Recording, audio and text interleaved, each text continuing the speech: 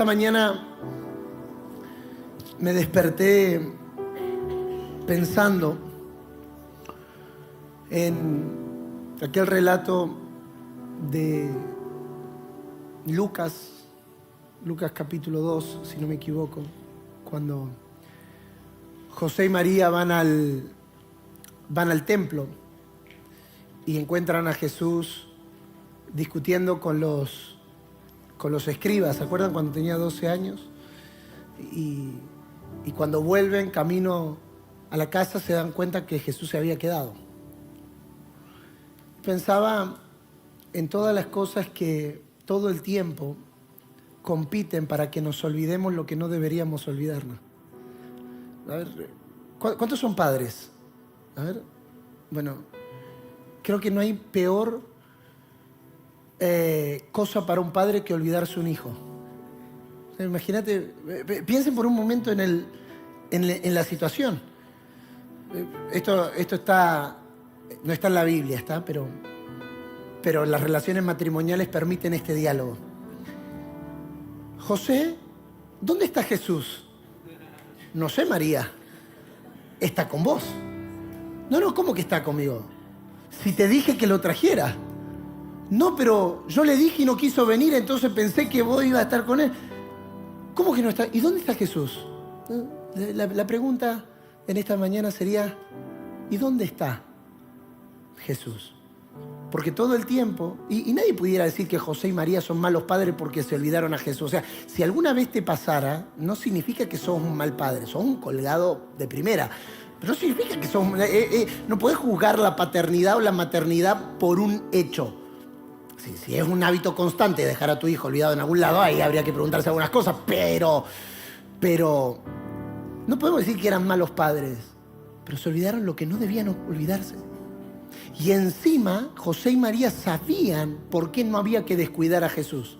Era el Salvador del mundo, o sea, otra que guardaespaldas. Ellos no tenían a Messi, vieron el guardaespaldas de Messi, no tenían que proteger a Messi, tenían que proteger al Salvador del mundo y se lo olvidan. A veces no nos damos cuenta, pero hay muchas cosas que compiten para que nos olvidemos lo que no debiéramos olvidarnos. Sentí muy fuerte esta mañana este llamado de atención.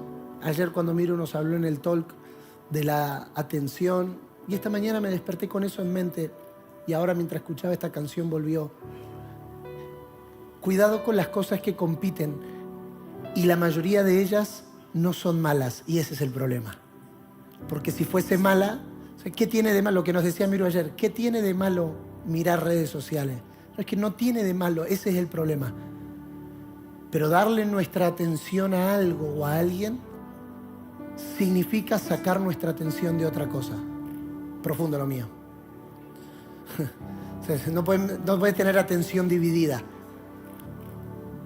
¿Viste cuando tu esposa te dice, amor, hace falta comprar estas cosas? Y vos decís, ¿anoto? No, yo me voy a acordar.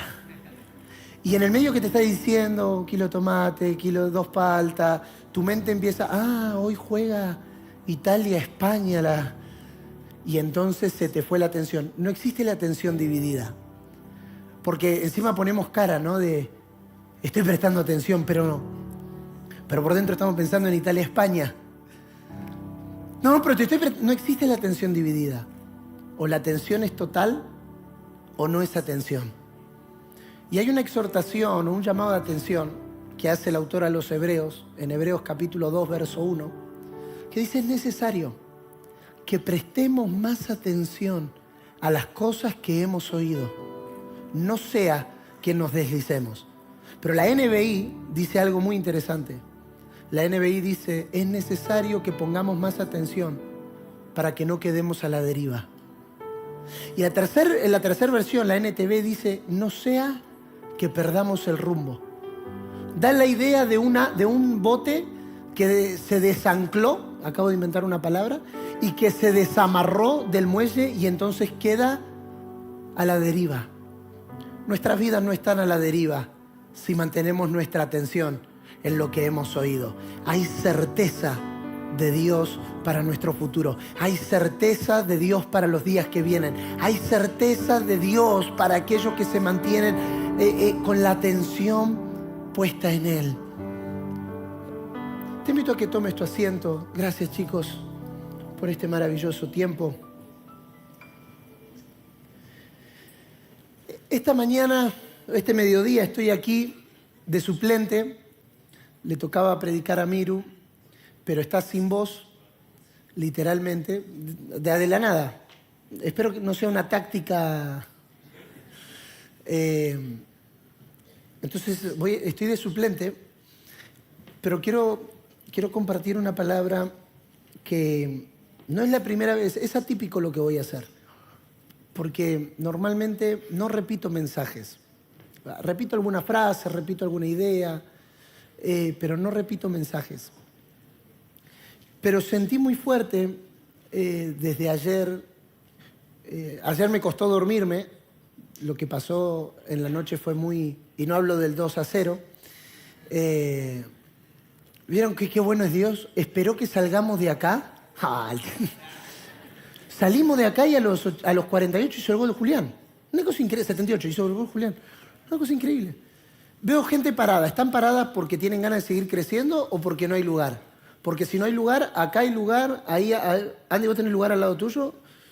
Ahí hay lugar. ¿Sacaron una? ¿Ahí hay lugar? Okay. Acá hay lugar. Allá hay lugar. Acá hay lugar. Pero si quieren, a menos que quieran seguir creciendo. Si quieren seguir creciendo no pasa nada. Pero si no, hay lugar. Te preparamos un lugar. Total, ya pagamos a Daika, así que puedo... Quiero compartir algo que desde hace un tiempo, algo de esto hablé en la PET el año pasado, pero está dando vueltas en mi corazón y creo que como generación necesitamos recobrar, y es el sentido de la misión. El sentido de la misión. Y el tema que voy a desarrollar hoy es esperanza que no avergüenza igual a misión cumplida. ¿Cómo se expresa esta esperanza que no avergüenza? Y ayer hablamos mucho de que la esperanza que se demora es tormento, pero cómo eso lo vemos ahora materializado en la gestión de nuestras vidas todo el tiempo. Mateo capítulo 16, versículo 18, Mateo capítulo 16, versículo 18. Ustedes conocen, ya lo hemos hablado muchas veces, no solamente nosotros, sino en las escuelas y demás, que esta declaración de Mateo capítulo 16 es la roca sobre la cual se edifica la iglesia. Jesús hace dos preguntas. La primera le dice a los discípulos, ¿quién dice la gente que soy yo? ¿Se acuerdan? Y algunos responden, unos dicen que tú eres Juan el Bautista, otro dice que tú eres uno de los profetas, otro dice que tú eres Elías, o alguno de los profetas. Y Jesús le hace la segunda pregunta a los discípulos, ¿quiénes dicen ustedes que soy yo?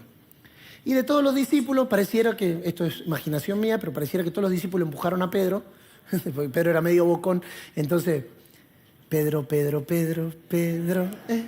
¿Aprendí? Tengo mi profe acá. Lo empujaron a Pedrito y Pedro, bocón como Pedro, dice, tú eres el Cristo, el Hijo del Dios viviente. Tenemos que entender algo. Para nosotros, Cristo, el Hijo del Dios viviente, es una declaración con la que ya estamos familiarizados. Para nosotros es fácil ya cantar de Cristo, hablar de Cristo. Lo tenemos como muy interiorizado en nuestro vocabulario. Pero el contexto de esta declaración es que nadie había llamado a Jesús Cristo hasta ese momento. O sea, estamos frente a algo que es inédito para la historia humana. Porque hasta este momento nadie sabía que la verdadera identidad de Jesús no era Jesús, sino Cristo. Jesús era la cáscara, era el caparazón, pero Cristo era lo que estaba dentro. Y hasta ese momento, en toda la historia de la humanidad, nadie había osado a llamarse Hijo de Dios. De hecho, Juan capítulo 18 nos va a decir que la razón por la que los judíos crucificaron a Jesús es porque se decía a sí mismo que era el Hijo de Dios. Para nosotros decir, oh, Hijo de Dios, es como, sí, soy Hijo de Dios, lo cantamos, lo celebramos, lo gritamos, soy Hijo de Dios, sí, ¿cuántos hijos de Dios hay acá? Amén. Ya es tan naturalizado que somos hijos de Dios, pero pongámonos en el escenario de la contundencia de lo que significa que por primera vez alguien que no es escriba, que no es sacerdote, que no tenía registro de nada, dice, tú eres el Cristo. Es como el plin, tú eres el Cristo. Y no solo dice tú eres el Cristo, dice tú eres el Cristo, el Hijo del Dios viviente. Otra vez, para nosotros no es nada, porque ya estamos tan familiarizados que lo devaluamos. Pero Jesús está escuchando algo que no se había escuchado en 30 años y que no se había escuchado en toda la historia. Que había un hombre que podía ser el Cristo, el Hijo del Dios viviente. Y ahora viene lo que dice el verso 18, y si podemos comenzar a partir de ahora. Yo te digo que tú eres Pedro. Sobre esta piedra edificaré mi iglesia. Me dejaste la versión anterior. Edificaré mi iglesia y las puertas de los dominios de la muerte no prevalecerán contra ella. Esta declaración que Pedro hace, que no es Pedro, porque no se lo reveló carne ni sangre, sino que es una revelación que viene de Dios, ahora se convierte en la piedra fundamental. Y acá hay que hacer una salvedad. Los católicos dicen que la piedra fundamental de la iglesia era Pedro, porque interpretan que la roca era Pedro. Pero la roca no era Pedro, la roca era la declaración. Tú eres el Cristo, el Hijo del Dios viviente. Sobre esa declaración Jesús está diciendo, esta es la roca sobre la cual voy a edificar la iglesia. Porque Cristo es la roca, Cristo es el fundamento, Cristo es la piedra angular. Por lo tanto, esa definición nunca puede ser Pedro, porque el fundamento de la iglesia no es hombre, pero no porque sea Pedro, sino porque no puede ser hombre. El fundamento de la iglesia es, otra vez, el fundamento de la iglesia es Cristo. Ahora, Cristo no en la información, Cristo no en el conocimiento, Cristo en la revelación. Cristo en el que se corra el velo para decir, tú eres el Cristo, el Hijo del Dios viviente. Y Jesús va a decir, sobre esta roca, sobre esa palabra, tú eres el Cristo, el Hijo del Dios viviente, yo voy a edificar mi iglesia. Y da una sentencia, que es de lo que quiero hablar en esta mañana. Mediodía. La sentencia que Dios da es que ni las puertas del Hades, ni los dominios de la muerte pueden prevalecer contra ella. Eso nos pone en perspectiva en algo. La palabra prevalecer significa quedar de pie. La palabra prevalecer significa quedar de pie, aguantar. Miki, ¿me ayudas? Por fin. Benji, ¿me ayudas? Por fin. Quédate mirándome a mí acá y vení, Benji, acá. Necesito a alguien que sepa empujar. Yo puedo empujar. Sí, vos aguantalo. Juli, ven acá, por favor. Vamos a hacer de cuenta que Juli es la iglesia. Ajá. Tremendo, ¿eh? Vamos a hacer de cuenta que Benji es las puertas del Hades. Es solo un ejemplo. Y vamos a hacer de cuenta que Miki es Miki. Lo que Jesús está diciendo es, sobre esta roca, Cristo, el Hijo del Dios viviente, yo voy a edificar mi iglesia.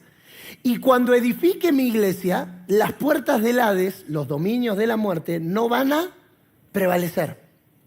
Ahora, si prevalecer significa quedar en pie, no hay manera de que algo quede en pie si lo que tiene que arrasarlo está a una distancia considerable. O sea, vos acá y yo acá.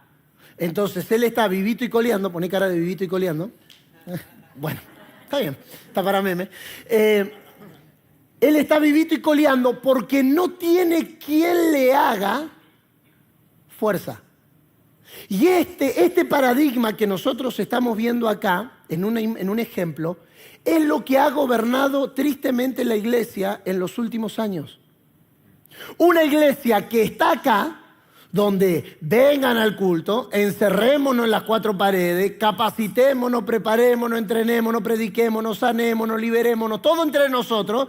Y las puertas del Hades lo único que siguen haciendo es robusteciéndose en nuestra generación, porque quien tiene que hacerla retroceder la está dejando actuar.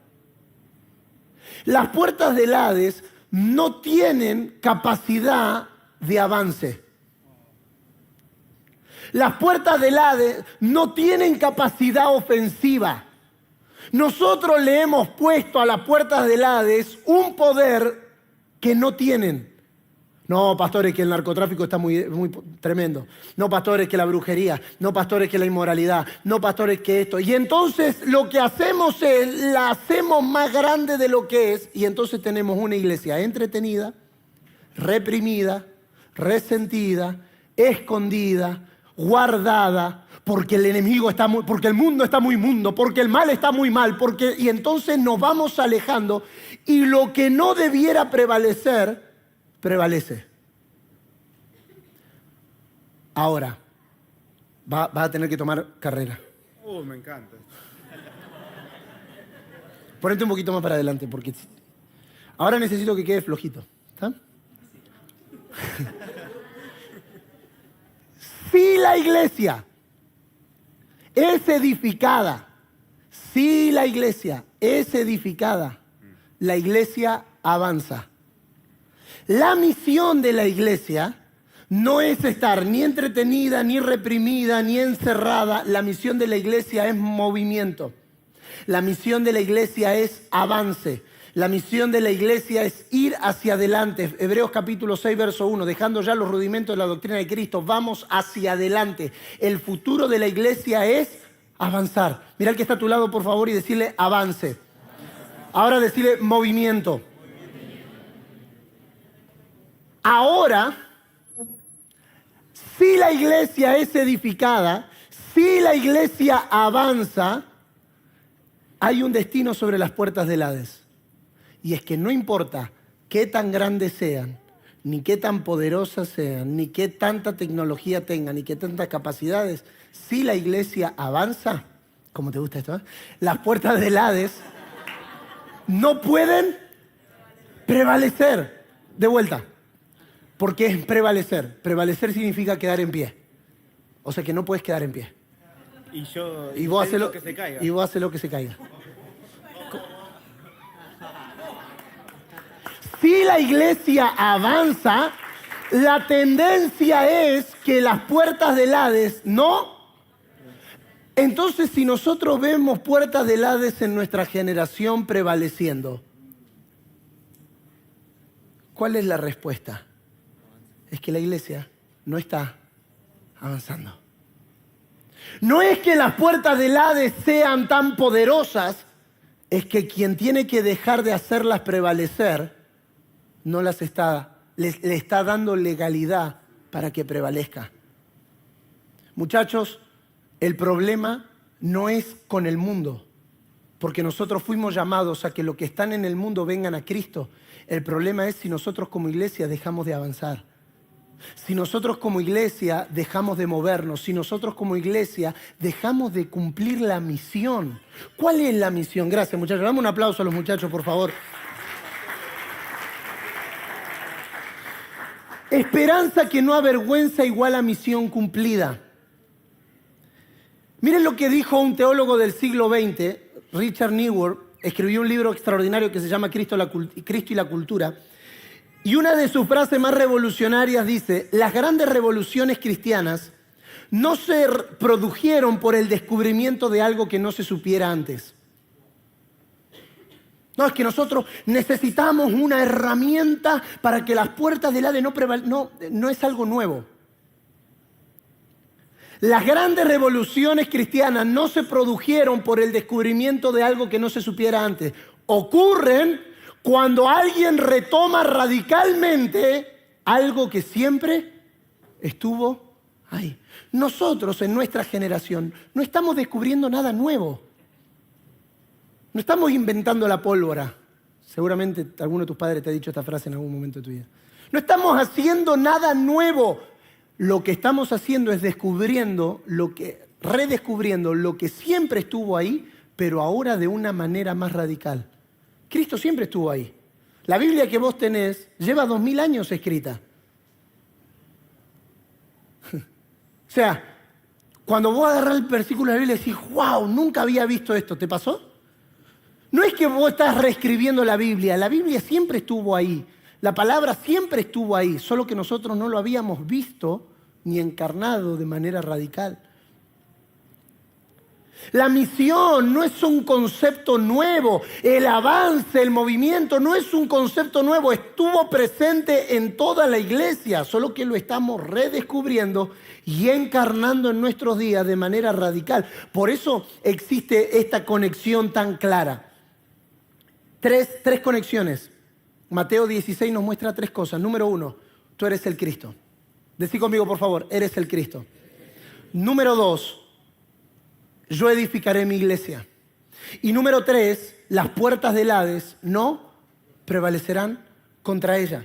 ¿Por qué necesitamos ver más claro a Cristo? ¿Por qué esto que cantábamos recién y orábamos recién? ¿Por qué necesitamos ver más claro a Cristo? Porque viendo más claro a Cristo vemos más claro a la iglesia. Y cuando vemos más claro a la iglesia entendemos que la iglesia en la tierra tiene una sola tarea: avanzar.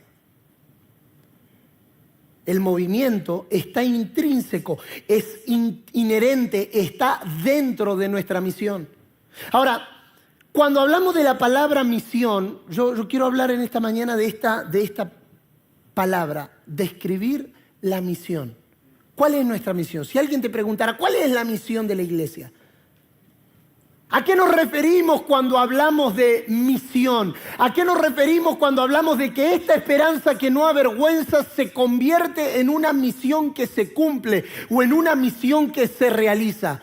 En primer lugar, no estamos hablando de cosas. Antes creíamos que la misión eran las misiones, ¿no? Y los misioneros, que no son los que nacieron en Misiones, la provincia, sino los que se iban. Y normalmente la concepción que teníamos de los misioneros eran los que se iban a algún lugar complicado, como a algún país de África o a algún país de Asia. ¿A qué nos referimos cuando hablamos de misión? La palabra misión se entiende de una manera distinta cuando describe la naturaleza de la iglesia.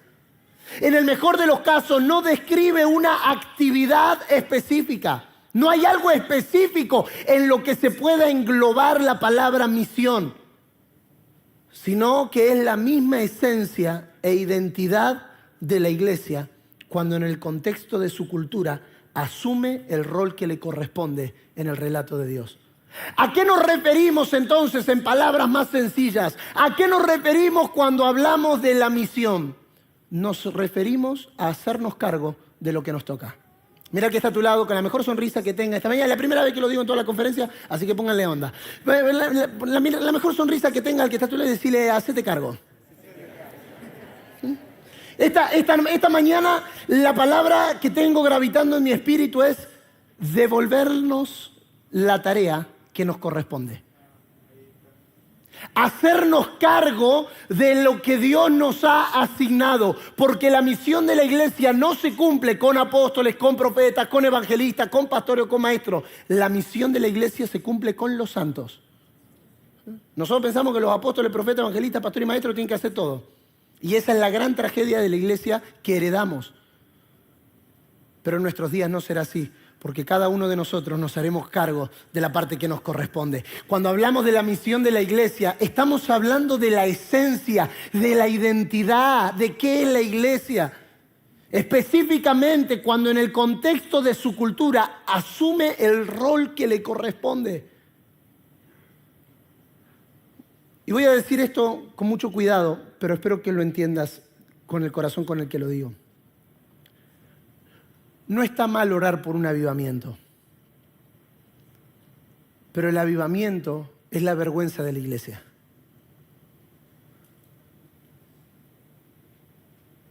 ¿Cuántos hacen asado? ¿O hicieron alguna vez asado? ¿Cuándo tenés que avivar el fuego? Cuando está apagado. Pedirle a Dios todo el tiempo avivamiento, en algún momento alguien tiene que decir, yo me quiero hacer responsable, como dice la canción, ¿no? Nos hacemos responsables, la llama no se tiene que apagar.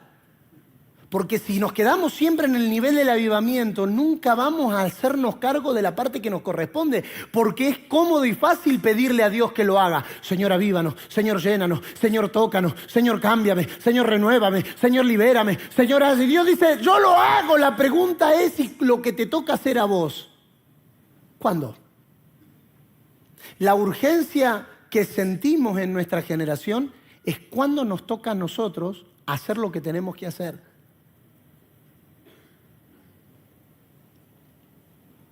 La palabra misión nos recuerda que la iglesia debe estar orientada al mundo. No tiene su origen en el mundo, no tiene su identidad en el mundo, no tiene su creencia en el mundo. Jesús dijo, ellos están en el mundo, pero no son del mundo. O sea, ni nuestro origen, ni nuestros patrones de pensamiento, ni nuestra identidad, ni quiénes somos, ni lo que hacemos, lo puede dictaminar el mundo. Pero la iglesia es iglesia precisamente porque está orientada a alcanzar los que están en el mundo. Y eso no lo podemos hacer si nos enajenamos del mundo. Nosotros fuimos puestos por Dios. Y lo que quiero llevarte a ver en esta mañana, si puedo, y el Señor nos da gracia para comunicarlo, es cómo en el lugar donde vos estás, la iglesia puede cumplir su misión. Cómo tu lugar de trabajo, tu lugar de estudio es completamente necesario para que la misión se cumpla. Porque la misión no se puede cumplir cabalmente dentro de 4 paredes. Lo vimos recién. Si nos encerramos en 4 paredes, las puertas del Hades siguen existiendo. La iglesia es misional cuando se ve como un cuerpo que es enviado al mundo y que no existe para su propio beneficio. Y recuerden que cuando hablo de iglesia, yo sé que todos lo saben, pero permítanme aclararlo, no estoy hablando ni de las 4 paredes ni del templo. Cuando hablo de la iglesia estoy hablando de los que han nacido de nuevo. La iglesia no existe para su propio beneficio. La gran tragedia de predicar un evangelio solo de salvación y no de reino es que la salvación me deja en el punto de mi propio beneficio. Mis pecados fueron perdonados, yo fui sanado, yo fui liberado y aparece el síndrome de sequía. Mientras haya paz en mis días, está todo bien. Mientras a mí me vaya bien, está todo bien. Mientras el Bitcoin suba y las cripto que tengo guardadas aumenten un poquito, yo para eso necesito, Señor, oro, todo, que pase, que suba un poquitito nomás. Pero la iglesia no existe para su propio beneficio. Puedes levantar tu mano conmigo y decir, no existo. No, pero si lo vas a decir así, no existo para mi propio beneficio. No existo. Y la razón por la que muchos de nosotros no tenemos una causa por qué vivir es porque no tenemos una causa por la que valga la pena morir. Si no tomamos el evangelio como una causa por la cual vale la pena morir, entonces nunca vamos a tomar el evangelio como una causa por la que vale la pena vivir. Siguiente, por favor. ¿Cómo describimos a la iglesia según el evangelio? Sí, si podemos empezar a avanzar. En Cristo se revela el significado de toda la historia. Esta palabra en Cristo es extraordinaria. Porque el evangelio demanda de quienes lo oyen que lo acepten como el verdadero relato de nuestro mundo. ¿Cuántos escucharon la palabra relato en algunos momentos de la historia? ¿Tengo el control? Gracias. Esto es mucho para mí, ¿eh? Esto es para Luca, que es un capo con estas cosas, pero yo... ¿Ahí? ¿Y salió? No. ¿Ve que no es para mí? Gracias. ¿Cuántos escucharon la palabra relato alguna vez? Sobre todo los de Argentina lo hemos escuchado los últimos 20 años, la década ganada, ¿no? Y se hablaba del relato. ¿Por qué? Porque el relato es una manera de gobernar. El relato es algo que terminamos aceptando como parte de nuestra vida, como parte de algo que alguien más nos dijo. ¿Se acuerdan la propaganda? No sé si alguno vio la propaganda de ¿te estás pareciendo a tu mamá?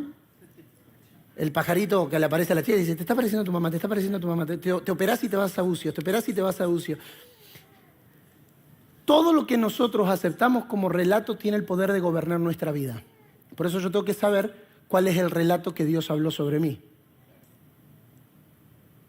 Porque todo lo que yo acepte como relato tiene el poder de gobernar. El relato es gobierno. No servís para nada.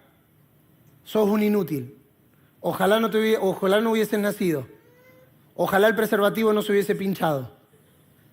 Todas esas palabras se constituyen en un relato. ¿Sabés la cantidad de jóvenes y de adolescentes que he ministrado a lo largo de los años que vienen con... Mi mamá me dijo que no servía. Y vos decís, no podés pensar, pero lo que uno termina aceptando como relato, lo gobierna. La pregunta que yo quiero hacerte en esta mañana, entre otras que tengo para hacerte, es ¿qué relato estás aceptando para tu vida? ¿Cuál es el relato que te está gobernando? ¿Cuál es el relato que estás aceptando como normal que contradice el relato de Dios sobre lo que Él habló y escribió de tu vida? Ahora, el Evangelio demanda de quienes lo oyen que lo acepten como el verdadero relato de sus vidas y también del mundo. El acontecimiento único de la historia, el que todos los demás sucesos apuntan. ¿Por qué? Porque en Cristo se revela el significado de toda la historia. Cristo es la explicación de todos los misterios. El Evangelio proclama que en su vida, en su muerte, en su resurrección, en estas tres cosas, vemos hacia dónde apunta la historia. Esto es maravilloso. La historia humana y cósmica culminó el día en el que el reino de Dios se estableció. Y acá alguien me puede decir, ¿pero el reino no se va a establecer? No, nosotros no esperamos el establecimiento del reino de Dios, porque el día en que Jesús murió y resucitó, el reino de Dios fue establecido. Nosotros no trabajamos bajo la premisa de algo que va a pasar, sino bajo el entendimiento de lo que ya pasó. El reino de Dios no es una esperanza futura, el reino de Dios es una realidad presente. Aleluya. Pastor, Biblia para demostrarlo. El reino es como la levadura, que una vez que está presente, va fermentando y hasta que toda la masa leude. ¿Se acuerdan de esa parábola? ¿Qué pasó el día que Jesús murió y resucitó? El reino de Dios se estableció. Desde que Jesús estableció el reino hasta su segunda venida en gloria, lo que acontecerá es que el reino de Dios crecerá hasta llenarlo todo. ¿Y en qué me cambia que el reino ya esté a que el reino no venga? Aguántame. No esperamos su establecimiento, esperamos su expresión plena. No, y vamos a ir y vamos a establecer el reino. No, pará, el reino ya está entre nosotros. Necesitamos ver su expresión plena. Este es el tema central del relato de Dios y de las buenas noticias. Todo lo que Jesús anunció y todo lo que el Evangelio anuncia, en otras palabras, es que el reino de Dios ha llegado. El Evangelio nos revela que Dios lleva a cabo sus propósitos en la historia mediante un pueblo escogido por Él para mostrar hacia dónde apunta la historia. ¿Qué es lo que debiéramos de tener claro si hemos nacido de nuevo? Lo que debiéramos de tener claro es hacia dónde apunta la historia. ¿Cuál es el fin? La historia no queda en manos de Satanás. Ayer dijimos esto. La historia no queda en manos de Satanás, sino del Señor. Ustedes recordarán el versículo, porque todos los reinos han venido a ser del Señor y de Cristo su ungido. El final de esta historia es con todos los reinos rendidos al reino de Dios. El Evangelio revela que esta comunidad que el Señor escoge y envía es tanto el principio de algo nuevo como la continuidad de algo eterno. Y entonces nos hacemos la segunda pregunta de esta mañana. ¿Cómo participamos nosotros de este movimiento? Ok, listo, ya entendí. Sé a dónde apunta la historia, sé que el reino de Dios está presente, sé que tenemos una tarea y es movernos y sé que es una tarea avanzar. La pregunta es, ¿cuál es mi parte? ¿Cómo lo hago?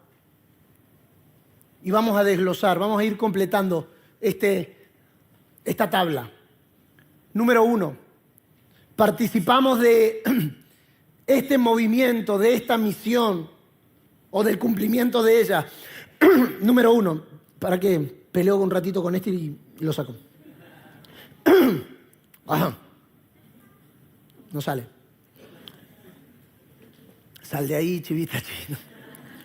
Número 1, participamos al proclamar el reino del Padre. Número 1, proclamar. ¿Tiene lucecita? ¿No se va a ver?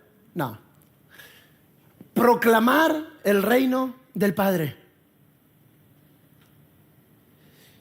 Iniciemos con lo que dice Marcos capítulo 1, verso 14. Jesús, gracias, que Dios te recompense con más halls. Marcos capítulo 1, verso 14. Jesús vino a Galilea anunciando la buena nueva de Dios y diciendo, el tiempo se ha... ayúdeme. El tiempo se ha... ¿Se acuerda que hablamos ayer? Cristo es el cumplimiento de todas las cosas. Nosotros, lo primero que Jesús va a decir es que nuestra predicación y nuestro anuncio es en base al tiempo cumplido. El reino de Dios se ha acercado. Arrepentíos y creed en el Evangelio. ¿De qué se trata el anuncio que nosotros proclamamos? Proclamamos un reino de un Dios que es el creador, el sustentador, el consumador de todo lo que es. 3 atributos de Dios que están presentes en el reino. Número 1, creador. Dios es creador. Dios crea, Dios es creativo. Y estamos creyendo, lo dije ahora con los líderes, estamos creyendo que Dios va a despertar en nuestra generación un nivel de creatividad no basado en las tendencias del mundo, no basado en la agenda del mundo, sino basado en quién es Él, porque nuestro Padre es creador. Por favor, no limites a Dios imitando la creatividad del mundo, porque la creatividad del mundo sigue siendo copia barata. No podrán imitarnos, jamás superarnos. Por una sencilla razón. Nuestro anuncio es de un reino sustentado por un Dios creador. El mejor creativo que podemos tener en nuestro equipo es Dios. Porque Él es creador por excelencia. Él es creativo por excelencia. Ahora, todo lo que Dios crea, Él lo sustenta. Él no es solo el creador, Él es el sustentador. Por lo tanto, debiéramos garantizar que todo lo que vayamos a hacer haya nacido en Él para que entonces sea sustentado por Él. Dios no está comprometido en sostener lo que Él no crea. Otra vez, Dios no está comprometido en sostener lo que Él no crea. Dios sustenta lo que Él crea. La razón por la que Él sustenta la tierra es porque Él la creó. Hebreos capítulo 1, verso 4 dice que sustenta con la palabra de su poder todas las cosas. ¿Por qué todas las cosas son sustentadas por la palabra de su poder? Porque Él las creó. Ahora, no le pidas a Dios que sostenga algo que no nació en Él. ¿Por qué muchas relaciones se terminan con el tiempo? Porque todo lo que no nace en Él, Él no está comprometido en sostenerlo.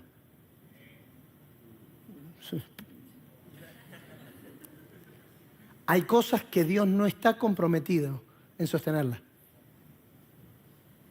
Si te lanzaste solo al ministerio, te lanzaste solo al llamado, te lanzaste solo a la carrera, Dios no está comprometido, aunque sea bueno, porque el punto que quiero dejar plasmado en tu corazón en estos 3 días, en lo que a mí respecta, es el punto no son las cosas buenas o las cosas malas, porque lo bueno y lo malo sigue siendo subjetivo.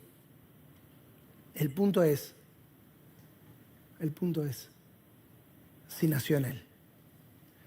La única certeza que nosotros tenemos de que nuestra vida sea sustentada por Él es tener el entendimiento de que antes de que el mundo fuese creado, Él nos escogió en Él. ¿Por qué Él nos va a sostener? Porque Él nos pensó.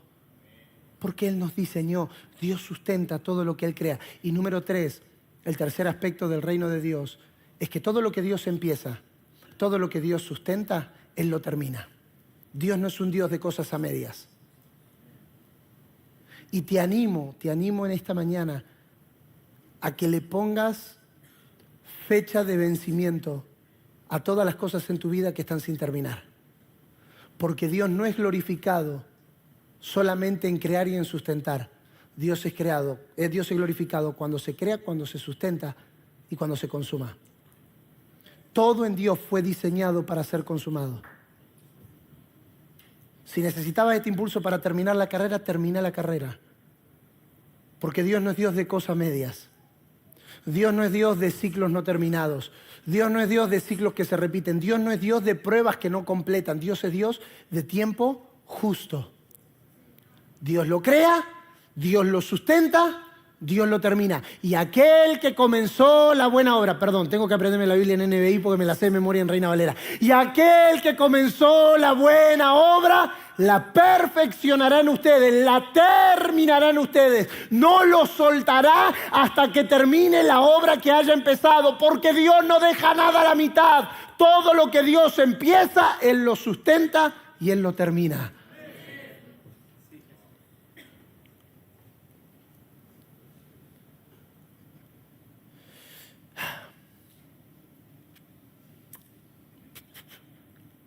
Ahora Jesús viene a la tierra y anuncia que el reino que había sido esperado ha llegado.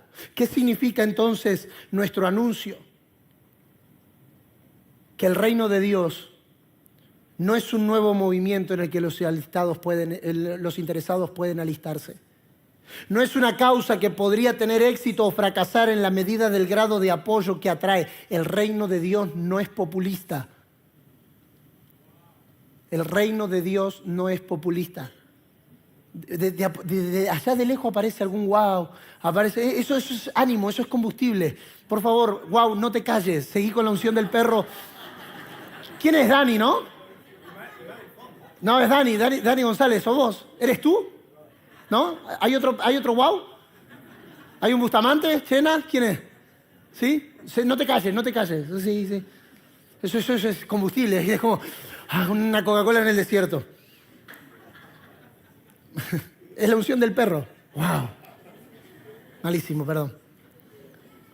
El reino de Dios no es una causa que puede tener éxito o fracasar en la medida del grado de apoyo que trae. No, el reino de Dios es, para ser precisos, el gobierno de Dios.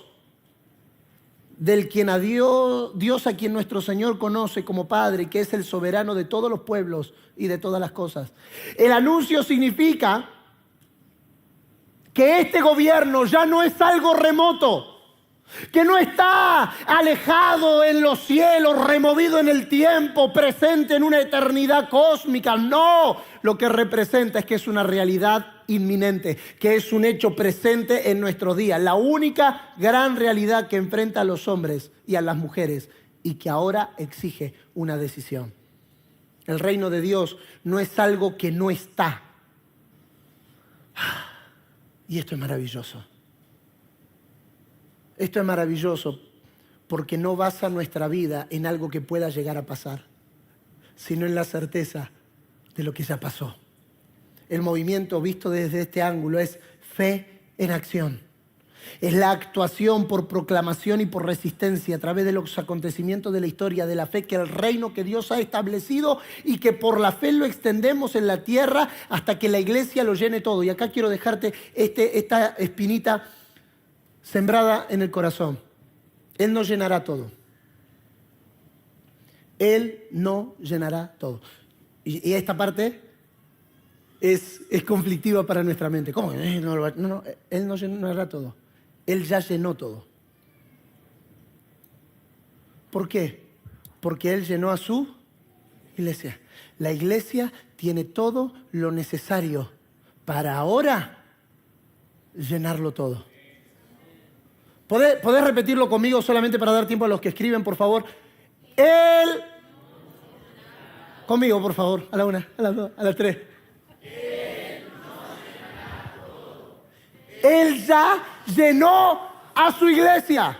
Y ahora, hace así, la iglesia, otra vez, ahora la iglesia no la iglesia evangélica pentecostal de la última hora, apostólica profética del nuevo pacto, sino la iglesia, porque somos maravillosos en echarle la culpa a la iglesia, pero esto es la iglesia, tiene la responsabilidad de llenarlo todo. Hay una maravillosa esperanza que no avergüenza para nuestra generación. Y es que hay una iglesia lista para llenarlo todo de Cristo porque ha sido llena de Él primero. Solo podemos llenar en la medida en la que hemos sido llenos. Por eso no se embriaguen con vino.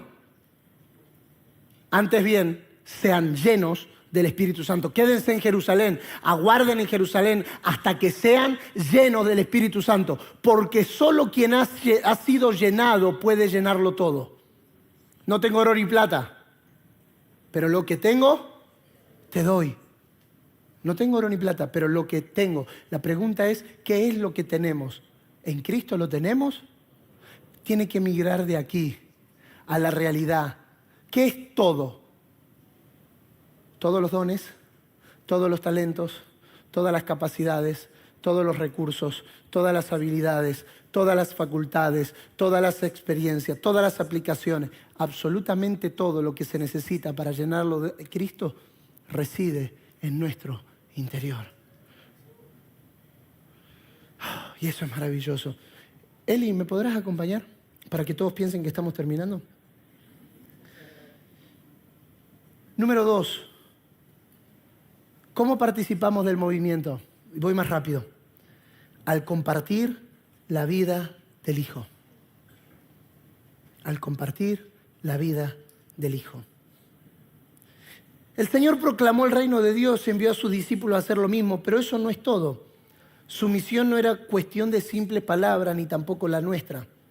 Porque si el Nuevo Testamento hablara solamente de proclamar el reino, no habría nada para justificar el adjetivo nuevo. A ver, lo voy a decir más despacio. Si solo se tratara de proclamar el reino, no serviría de nada que el Nuevo Testamento se llame nuevo. Porque los profetas del Antiguo Testamento, e inclusive Juan el Bautista, anunciaban el reino. Por lo tanto, nuestra tarea no es solo proclamar, no es solo anunciar. Lo nuevo es que el reino en Cristo está presente. En este tiempo, no solo estamos tratando con la proclamación. Estoy yendo más rápido, perdón, de lo que está acá.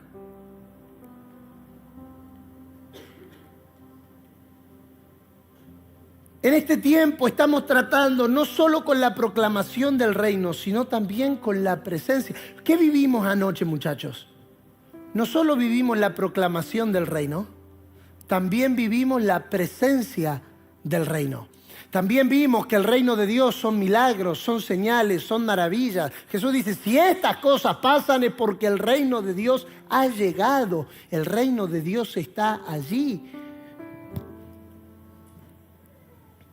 Por lo tanto, la misión es la presencia de Dios y el reino en Cristo y en la iglesia. Debemos comenzar en el punto que es el centro de nuestra fe, la cruz. Esto nos permite ver que Dios confió el futuro de su causa a un grupo de discípulos. Se entregó completamente a ellos, los admitió en la intimidad de la unión con el Padre. Nosotros tenemos versículos como Juan 17. Juan 17 es una oración privada de Jesús con el Padre, que Juan escuchó por estar cerquita. Lo ató a sí mismo en el compartir de una comida que, habiendo sido parte de su vida, compartida con ellos, continuaría después de su muerte, la Santa Cena, la mesa del Señor, como quiera llamarlo.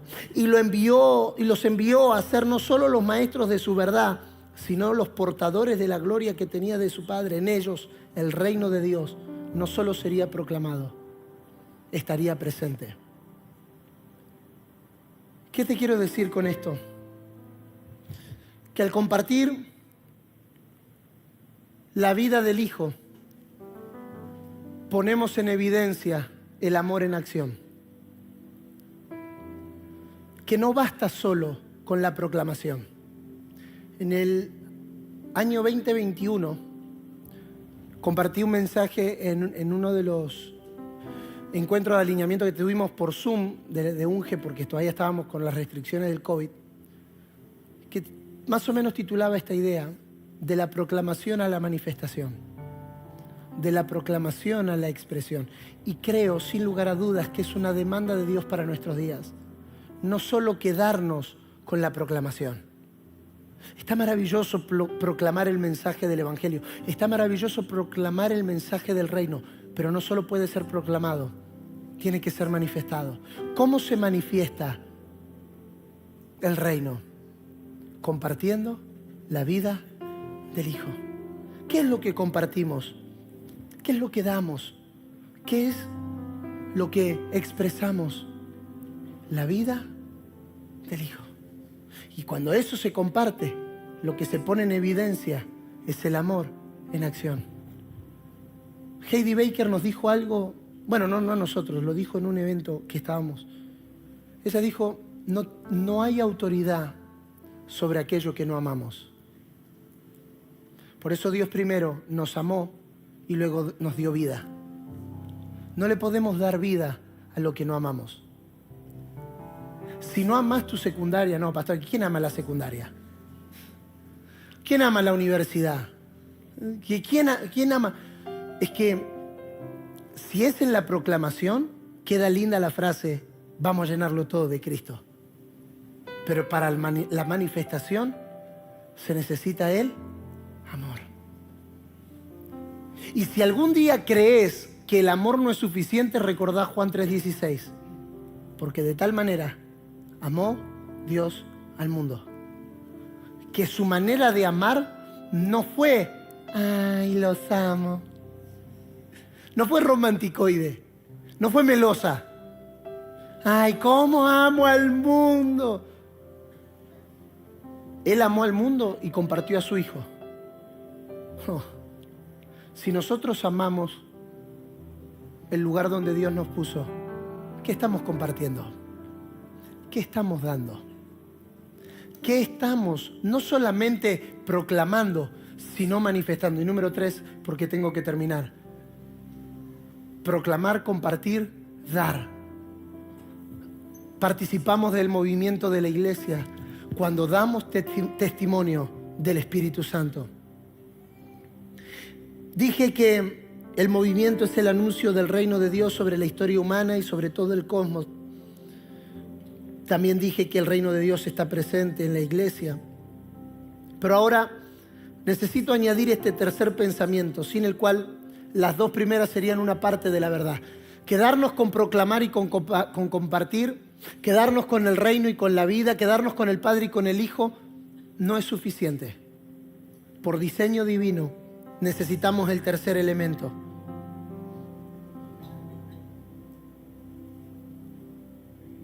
¿Cuál es el agente activo de la misión?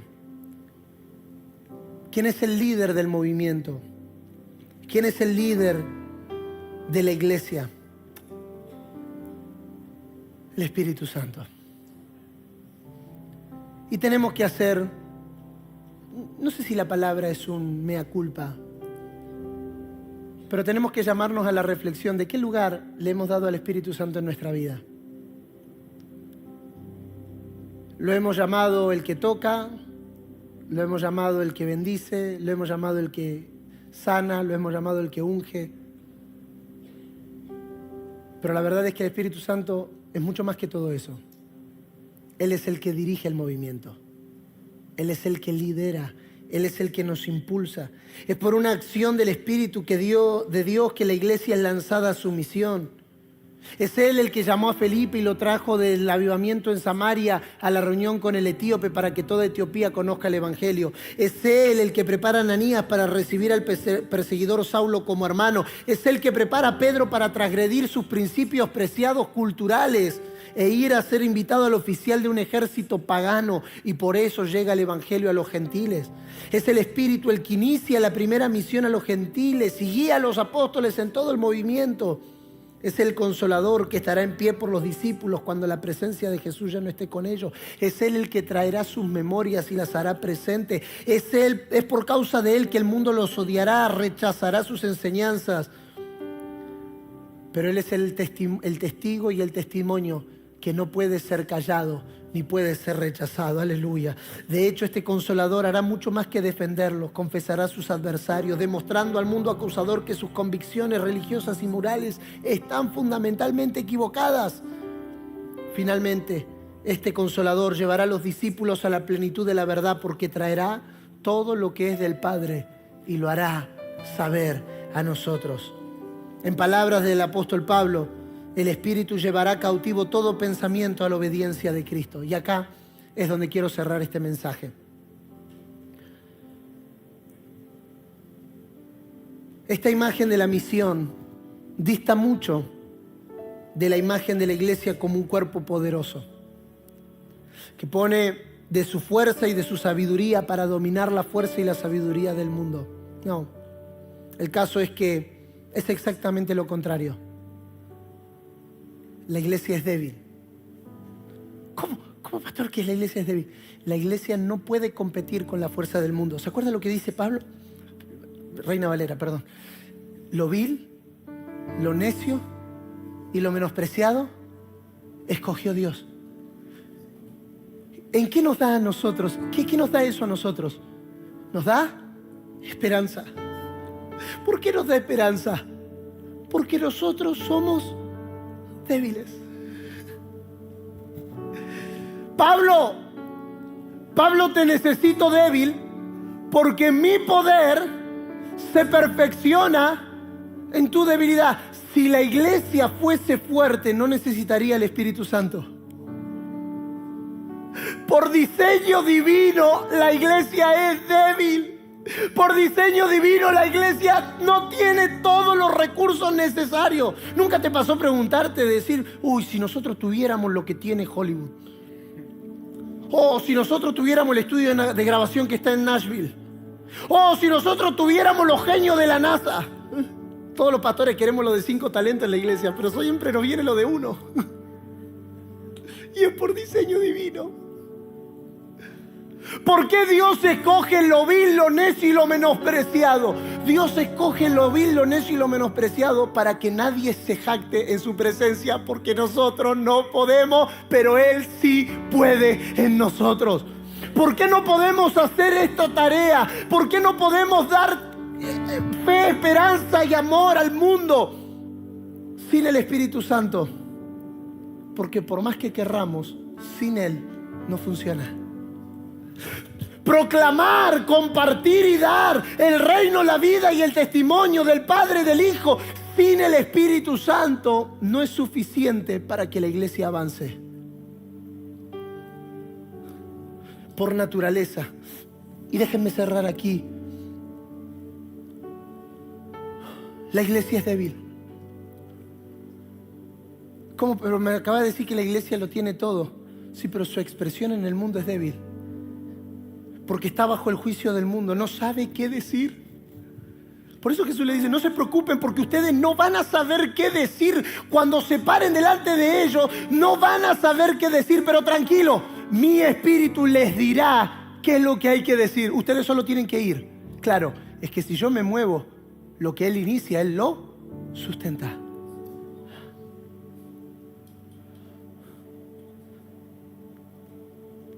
No tiene argumentos para confundir a sus perseguidores. Por eso la iglesia no es oposición. Pero precisamente es en esta situación donde encontramos seguridad y tranquilidad. Porque no tenemos necesidad de armar nuestra propia defensa. Hay un defensor mucho más adecuado para nuestra tarea. Es su obra. Y gracias a Dios es bastante capaz en ella para tomar la debilidad y la locura de la cruz, reflejada en la vida de la comunidad, y hacer de ella el testimonio que trastorna el mundo y refuta sus nociones más fundamentales. ¿Cómo me explica usted que un grupo de 8 pescadores y 4 medios locos trastornaron el mundo? Porque para nosotros pescadores hoy son un hobby, pero los pescadores de la época de Jesús Era uno de, esto se ve muy bien en la serie de Chosen.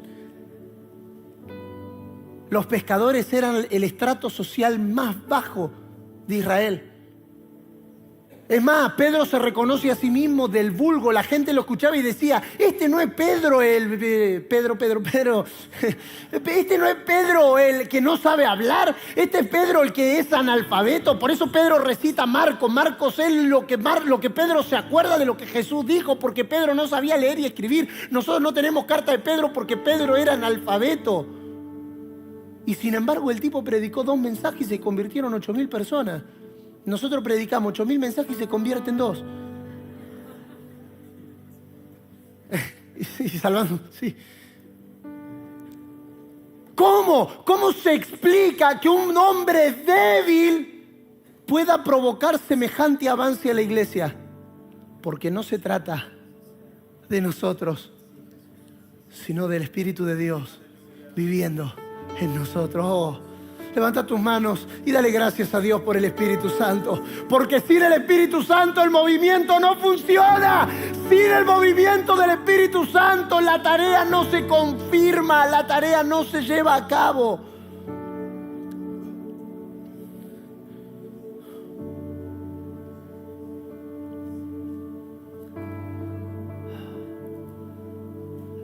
Pablo pudo decir con seguridad, cuando soy débil, entonces soy fuerte. Tu valor, tu verdadero valor, no está en que alguien te diga las 25 cosas que Cristo alcanzó por ti en la cruz, sino que el Espíritu Santo te haga ver en tu vida y en mi vida que cuando somos débiles, entonces somos fuertes.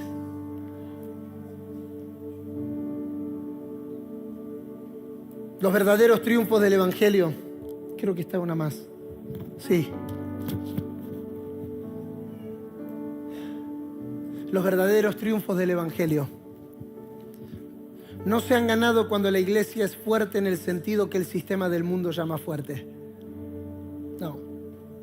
Se logran cuando la iglesia es fiel en medio de la debilidad, el desprecio y el rechazo. Quiero volver, no sé si me puedes poner el cuadro completo, las tres cosas completas. ¿Cómo participamos nosotros de esta esperanza que no avergüenza? Número 1, al proclamar el reino del Padre. Esto es fe. Número 2, al compartir la vida del Hijo. Esto es amor. Número 3, al dar testimonio del Espíritu. Esto es esperanza. Pero fe, amor y esperanza tienen un factor común: acción. Si todas estas 8 celdas no fuesen llevadas a la acción, son lindas palabras, son hermosos momentos, son maravillosas canciones, son extraordinarias predicaciones, son buenos talleres, son lindos sermones, pero si no se lleva a la acción. ¿Qué quiero orar esta mañana con ustedes? Que el Espíritu Santo nos dé un empujón a la acción. Porque no es solo proclamar, porque no es solo compartir, porque no es solo dar. Es que todas estas 3 cosas se conjuguen en acción.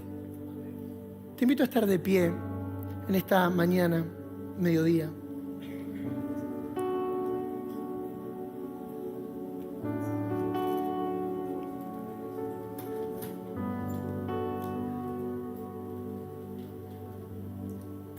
¿Qué esperamos de nuestros días?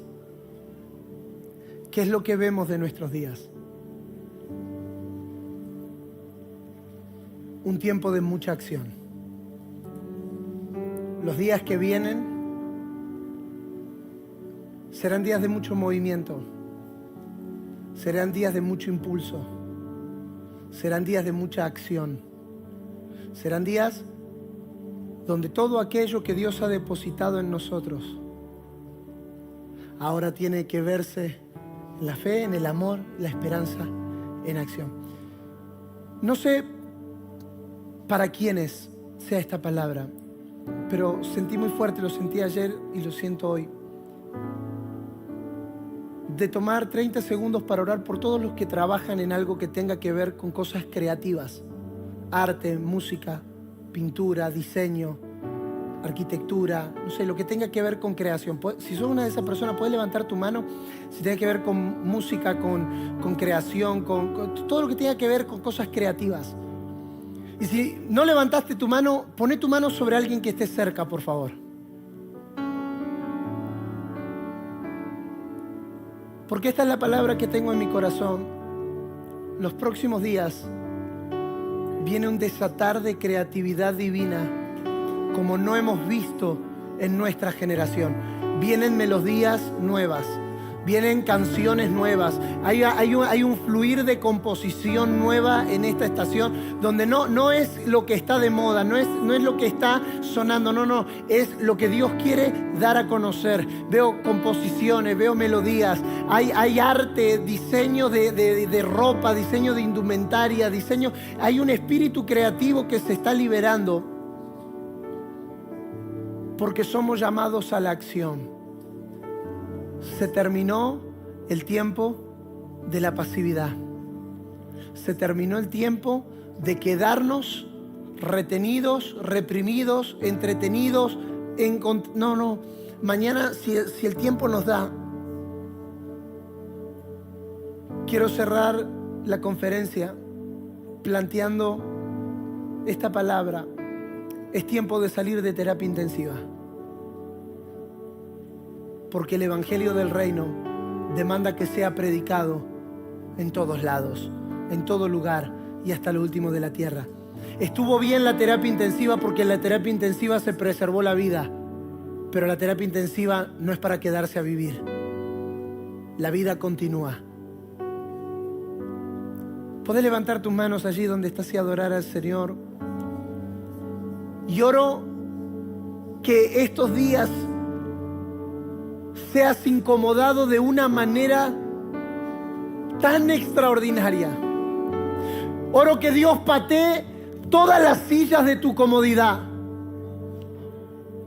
Oro que Dios permita escenarios y situaciones donde tu comodidad sea puesta en evidencia. Donde Dios te pueda hacer ver que estamos demasiado cómodos.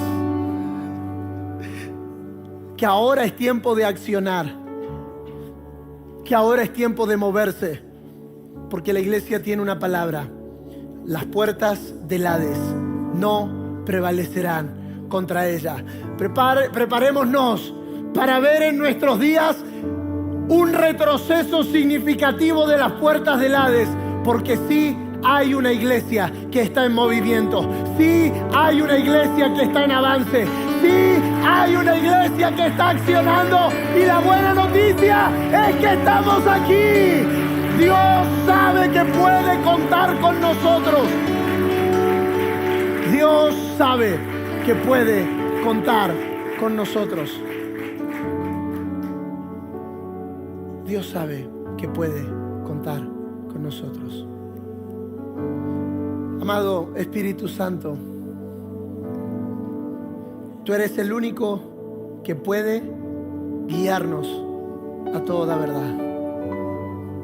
Afirma, atornilla en nosotros. Y por tu dulce obrar, corta. Por tu dulce obrar, separa.